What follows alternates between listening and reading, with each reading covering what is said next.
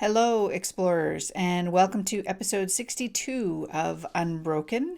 I'm Alexandra Amor, and I'm here to talk today. I'm here today to talk about the really common myth that when we have an unwanted habit, we're using that habit to to replace love that we might feel that we are missing. So, in other words, as it said on the title card here, you know, is food really love or is that a myth? And I'm going to tell you why I think it's a myth and why.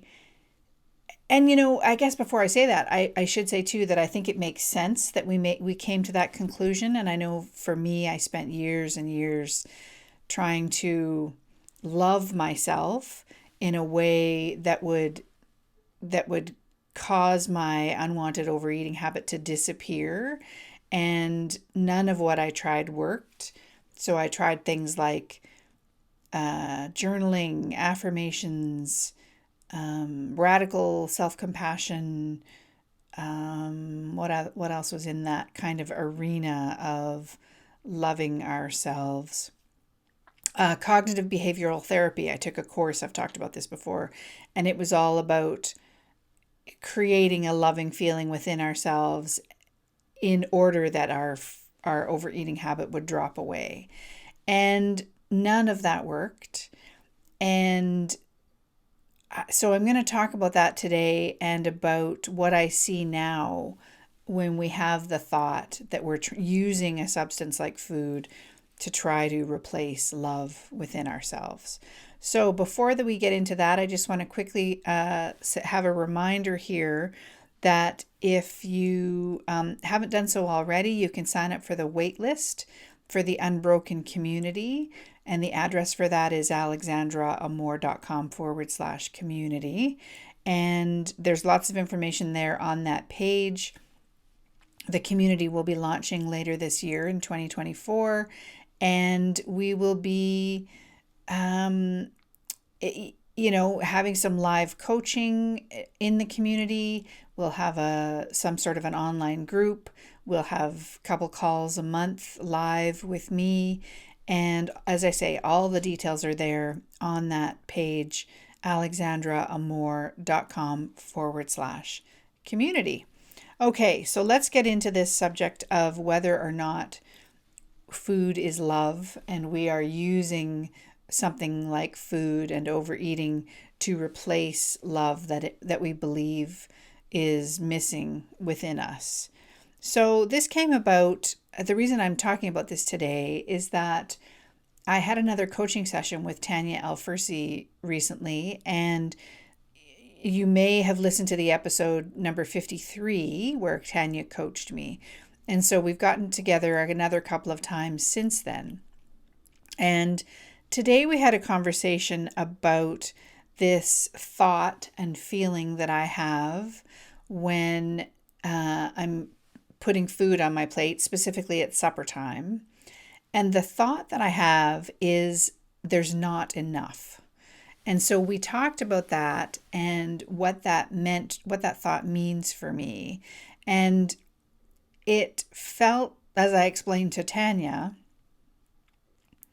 it felt like it was saying to me that I wasn't loved enough, that feeling of there's never enough. I'm sort of transferring it to food, but the food represents love that might be absent in my life or had been in the past. And we talked about where that thought might have originated, and I can see that there was a time in my life when when that thought probably came into being, and how we innocently can assume or conclude, I guess that's the better word, conclude that because of the circumstances that we've experienced in the past, and that we now have an unwanted habit like overeating, that we are substituting one thing for another. So that's where the myth comes in, that we are using food as a substitute for love. And so I want to share the 5 things that Tanya and I talked about and explore this a little bit more and hopefully help you see what Tanya has helped me to see and what I've seen during my exploration of the understanding that we're exploring here, the 3 principles. So the first thing that I want to share is that, connected to that, what I've just explained about this idea that we're substituting food and love, is that that where that thought and feeling originated doesn't really matter. And what really matters in this exploration is that we see it as thought. So that's what seems to really create change, at least it has done in my experience. And what I mean by that is, in the old paradigm of psychology, the outside-in paradigm, if I had been coaching with Tanya today in that old paradigm, what we would have done is gone back to potentially where that thought originated, and then we would have dived into the feelings around when that thought originated and the circumstances and the places perhaps where I felt an absence of love. And we could, we would have sort of dug up a lot of the negative emotion around that, or painful, I guess I should say painful, not negative, the painful emotions around that and all that kind of thing. And Sydney Banks often talked about how digging into the past to him didn't make a lot of sense. And it was for that exact reason that digging into the past brings up all these feelings within us. Now, having said that, what I'm not implying is that we need to just bypass our past experience at all. That's not the intention here. But what I encourage you to see, or to try to see, is that when we're having a thought about overeating, about a certain food, I really want you to notice that it is a thought. It's not a something written in stone. It's not a pronouncement that's come from someone that you can trust with and believe that it's the absolute truth. And we're going to talk about the truth, where you can see that what that thought is bringing is not truth. I'll talk about how you can, sorry, I garbled that sentence, but I'll talk about how you can tell that a thought like that isn't truth. That's coming up in one of the points I want to make later. So initially, it's just, I invite you to see when you have a feeling or a thought that's similar to the one that I've described. The first step really would be to see it simply as a thought. It's creating feelings within you, that thought. We can always tell what we're thinking by the feelings that we're having. And for me, it's this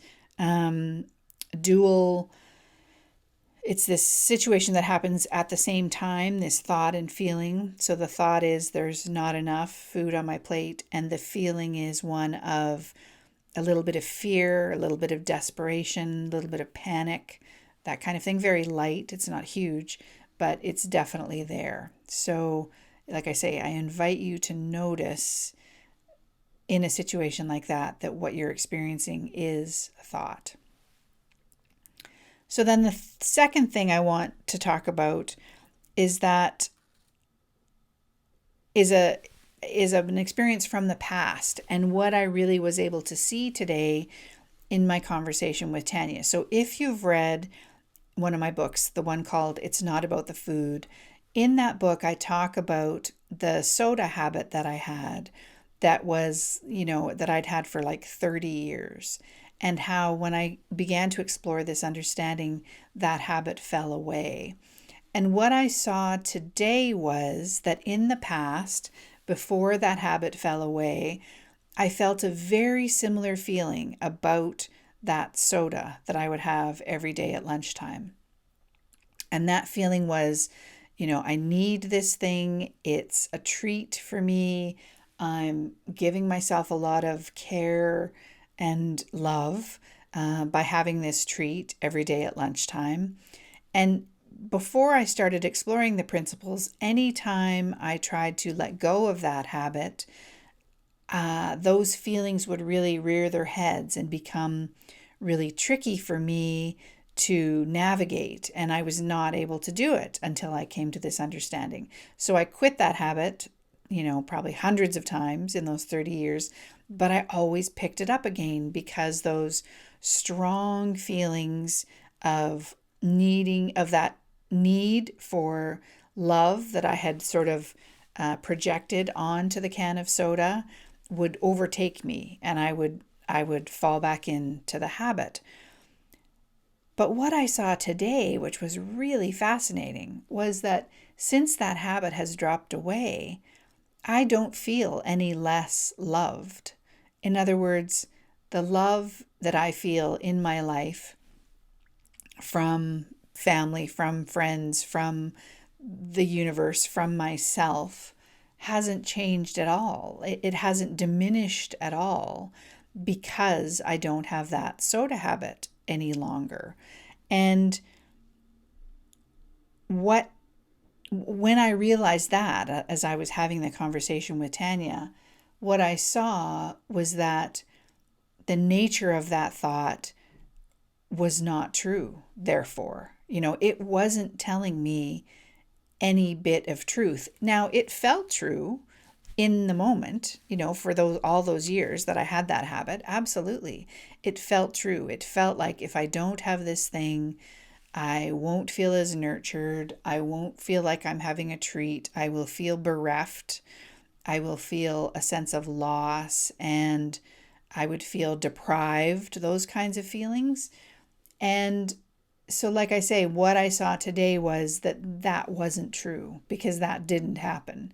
When the habit fell away, as I say, I feel just as loved now as I did when I was experiencing that habit.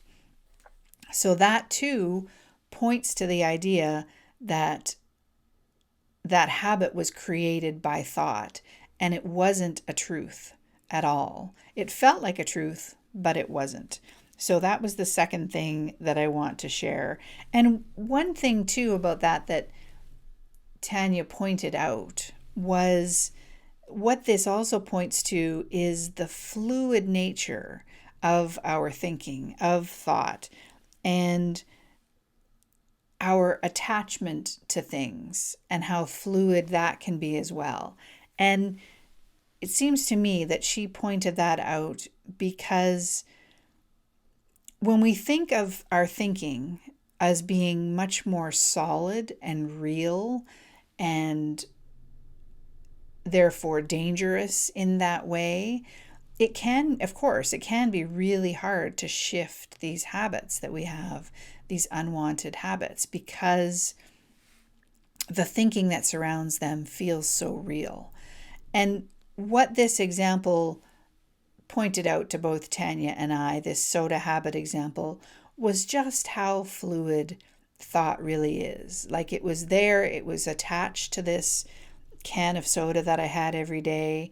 And then it was so fluid, though, that it was able to shift and move and change. And the connection that I had between those two things, so between soda and love, which they felt really sticky and glued together.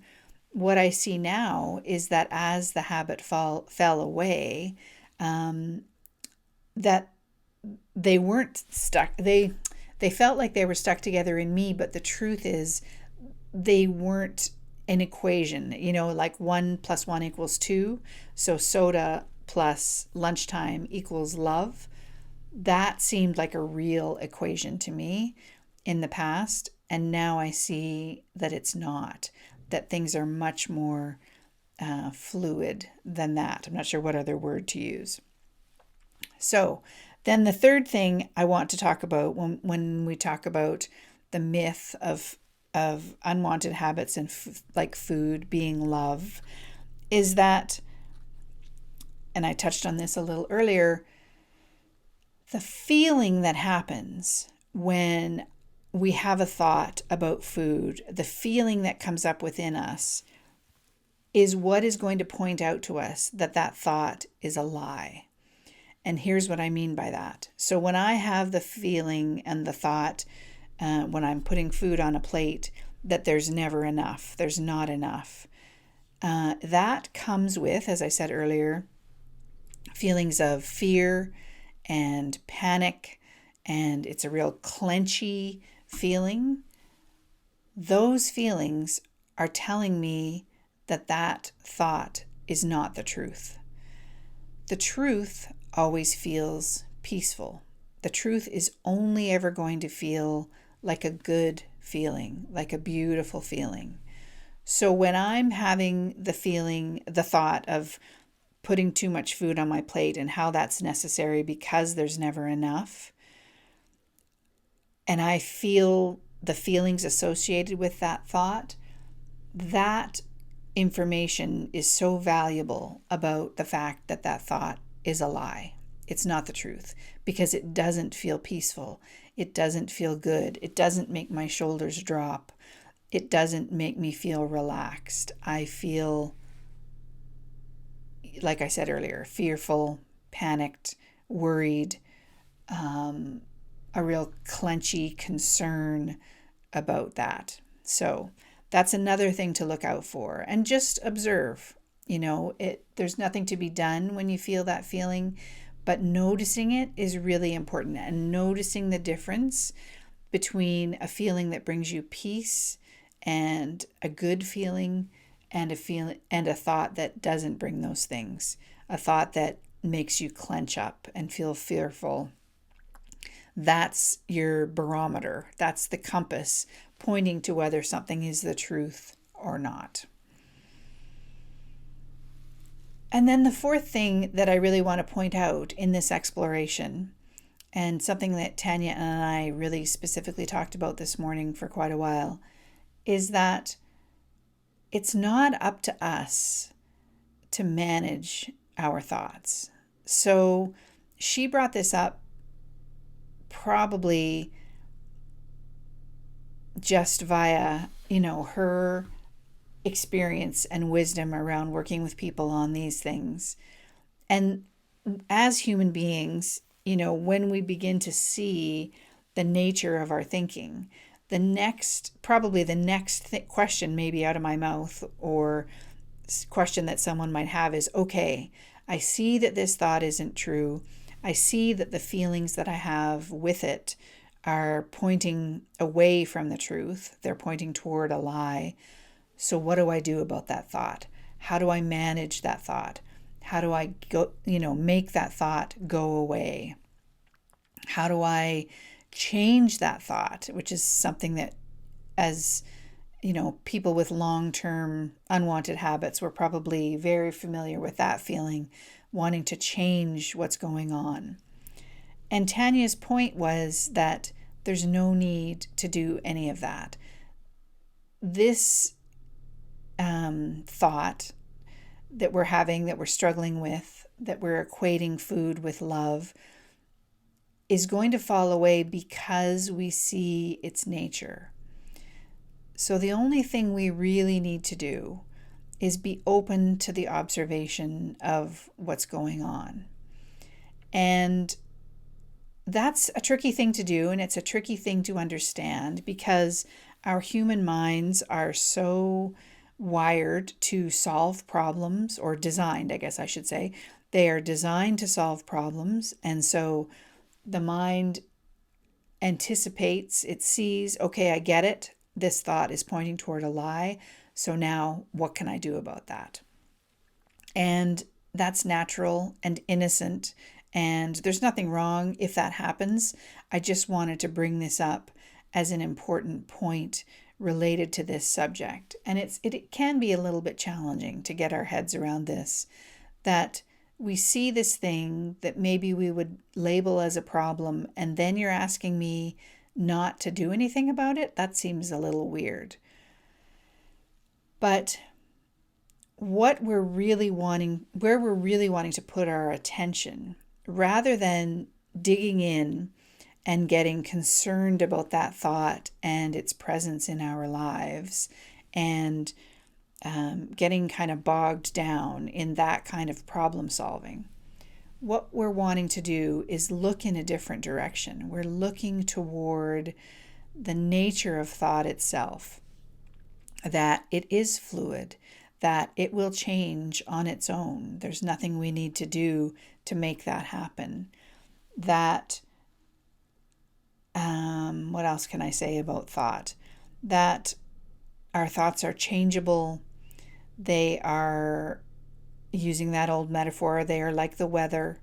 They are flowing through the space that we hold for them. We are the sky and the thoughts are the weather.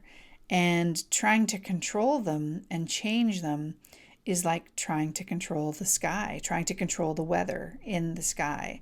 That's impossible. So what creates change more easily than digging into trying to get rid of the thoughts we don't like, push them away, manage them, control them, replace them with different kinds of thoughts. What works better than that, in my experience, is just understanding their nature, that they move and change and flow, and that is how they are. It's how they'll always be. And they are energy, really flowing. Thinking, thought is energy flowing through us. And we can no more control that than we can control the weather. So that's point number 4. And finally, point number 5, Tanya brought up too the timeline and how we can get really concerned and knotted up at times about how things aren't changing in a time frame that we would like to see them change. And I do experience that myself, especially because I'm here in public talking about these things. And there is part of me that wishes that some of these habits would fall away faster than they have. But going back to what I said in the previous point, worrying about the timeline of how these things shift is like trying to control the weather. It is like shouting at the sea, was the example that Tanya gave, being angry at the ocean. Well, thought is a force of nature that we're dealing with. And it's big, it's huge. And it's really not on us to control it. It's going back, as I say, to the previous point, it would be like trying to control the weather. And putting energy and effort into doing that really is just a waste of effort, honestly. It's just a waste of energy. And imagine how frustrated you would be if you thought it was your responsibility to change the weather. If you had given that task to yourself and it's raining, let's say, and you have decided that, well, it's my responsibility though today to change that rain, to make it go away, to turn it into sunshine. Imagine how frustrated you would be. So this final point is about a little bit of allowing, a little bit of surrendering to what's happening, and again being the observer in what's happening and noticing the fluid nature of thought, of your thinking, but not necessarily being tangled up in trying to change that. Because what happens is that the more we see the true nature of thought in all these points that I've talked about today, then what happens is that thinking can change on its own. And I've experienced that during these years that I've been exploring this understanding. And so many of my unwanted habits have fallen away. Almost, I would say, almost all of them. I'm down. I feel like I'm down to the last, I don't know, 4 or 5%. And that happens not because I put a lot of effort into controlling my thinking, replacing my thoughts with other thoughts, saying lots of affirmations, or trying to use willpower to change my habits. The change has come about because I've been exploring the nature of thought and the nature of these three principles of mind, consciousness, and thought. And the more we look in that direction, what I've seen is the more change can occur. So I hope that's been helpful for you today. And if you have any questions, please always let me know. If there's anything I haven't explained clearly, I would love to hear about it so that I can take another run at it. You can do that at alexandraamor.com/questions. That's it for today. I hope you are doing well and taking good care, and I will talk to you again next week. Bye.